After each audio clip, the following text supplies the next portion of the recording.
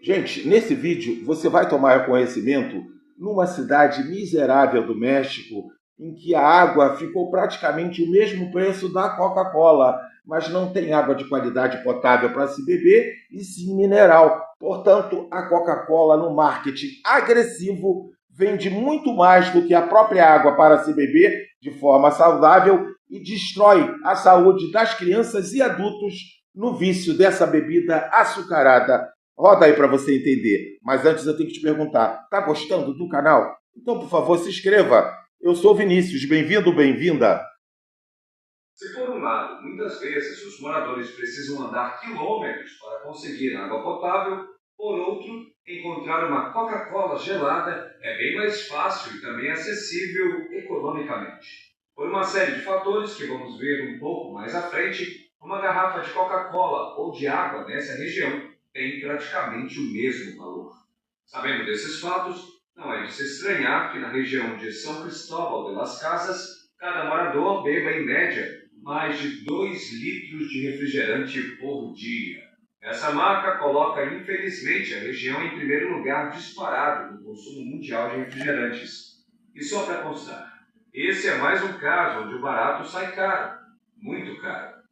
Para conquistar os consumidores em uma região marcada pela pobreza, a Coca-Cola adotou a estratégia de baixar os preços ao máximo e colocar o produto na maior quantidade de pontos de venda possível.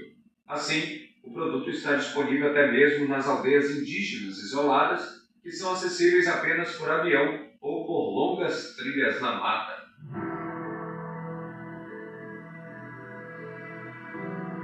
Falando do preço, segundo o jornal El País, em 2016, enquanto um litro de leite custava 16 pesos, uma garrafa de 3 litros de Coca-Cola custava 35. Mas, como falei agora há pouco, o barato sai caro. E no caso do México, o preço está sendo cobrado em vidas. Alguns estudos recentes indicam que 3 em cada 4 mexicanos estão com sobrepeso, e o país é o segundo do mundo com maior número de obesos, só perdendo para o vizinho, os Estados Unidos. O problema é tão grave que a obesidade já é considerada uma epidemia, e o que é pior, o aumento de peso sempre vem acompanhado de várias doenças, como a diabetes. Nos últimos anos, o número de portadores da doença aumentou em torno de 10%, e hoje já é a segunda maior causa de mortes, matando menos apenas que doenças no coração.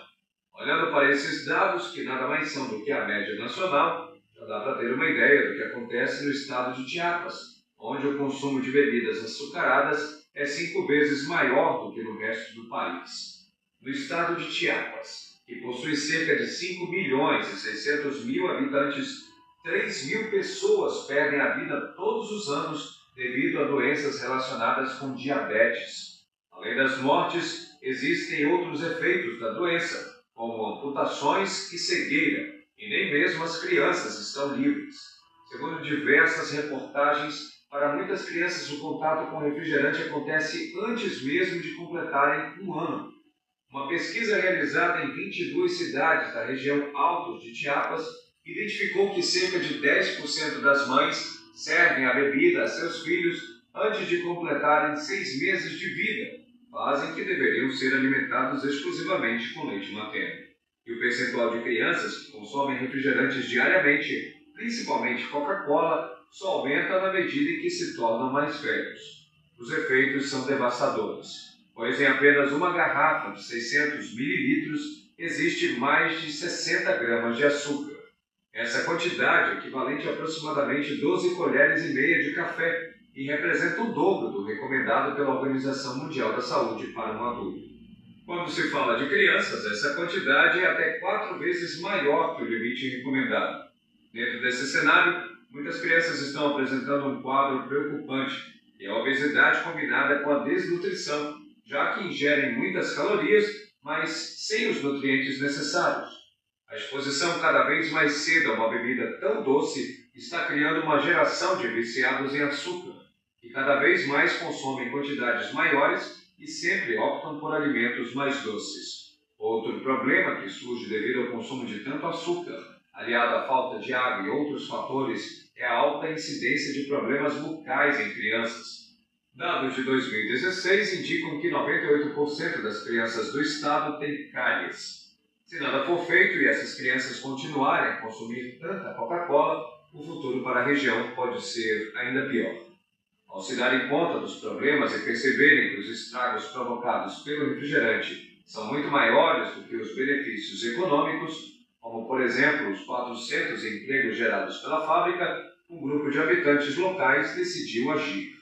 Os moradores começaram a atuar em diferentes frentes, como a organização de um abaixo-assinado para revogar o acordo que permite à empresa retirar mais de 1 milhão de litros de água por dia pagando uma mixaria. Outra frente de atuação foi protestar para a empresa reduzir e mudar as propagandas feitas exclusivamente para a região. Segundo o médico Marcos Arana, a mudança nas propagandas é importante, pois a empresa ao longo dos anos criou diversas peças publicitárias ligando elementos tradicionais da cultura local ao refrigerante. E isso criou na população o sentimento de que o produto faz parte do estilo de vida local. Ainda de acordo com o médico, que atua na linha de frente e vê diariamente os problemas da população, a empresa ficou preocupada com as críticas e passou a retirar os outdoors. É um passo pequeno, mas que ajuda no trabalho de conscientizar a população, principalmente os mais velhos, de que o produto não é parte da comunidade e, por mais que seja utilizado em rituais de tratamento, na verdade, é um veneno que está simplesmente arruinando a saúde das pessoas no local. Até agora, os avanços alcançados são mínimos. E mesmo que o movimento cresça, fica a pergunta: será que esses protestos terão força para enfrentar uma das empresas mais poderosas do país e do mundo? Não é novidade que grandes empresas possuem uma enorme influência sobre os governos de vários países do mundo. Porém, a relação da Coca-Cola com o poder do México tem algumas particularidades, no mínimo, interessantes. Desde muito tempo, vários funcionários da empresa foram convidados a assumir cargos em diversos governos e também muitos políticos, ao deixarem a vida pública, curiosamente passaram a trabalhar em altos postos dentro da estrutura da companhia americana.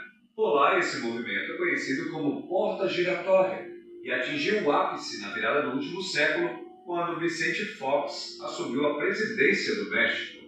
Antes de entrar para a política, Fox havia trabalhado por 14 anos na Coca-Cola, onde chegou a ocupar o posto de presidente para a América Latina. Entre seus colaboradores mais próximos estavam vários funcionários da empresa e ele mesmo confessou recentemente que a empresa foi a primeira a doar dinheiro para sua campanha. Obviamente, todo esse poder é utilizado para conseguir vantagens, como a autorização de utilizar a água de San Cristóbal de las Casas, pagando uma taxa de menos de $300 por ano. A empresa também consegue isenções fiscais e outros benefícios, que, por sua vez, refletem nos custos mais baixos e maior consumo. Mas, mesmo assim, a pressão popular conseguiu fazer com que o governo criasse em 2014 um imposto especial para bebidas açucaradas, o que elevou o preço em aproximadamente 1 peso por litro. Apesar da taxa frear as vendas em aproximadamente 7%, como vimos, o problema ainda é grave e vai exigir muito mais medidas por parte do governo. A versão da empresa, naturalmente, é diferente. Segundo executivos da companhia, a retirada de água pela empresa não afeta o abastecimento e a culpa da falta de água é do crescimento desordenado das cidades e da falta de investimento do governo em redes de distribuição. Deixe o seu comentário gentil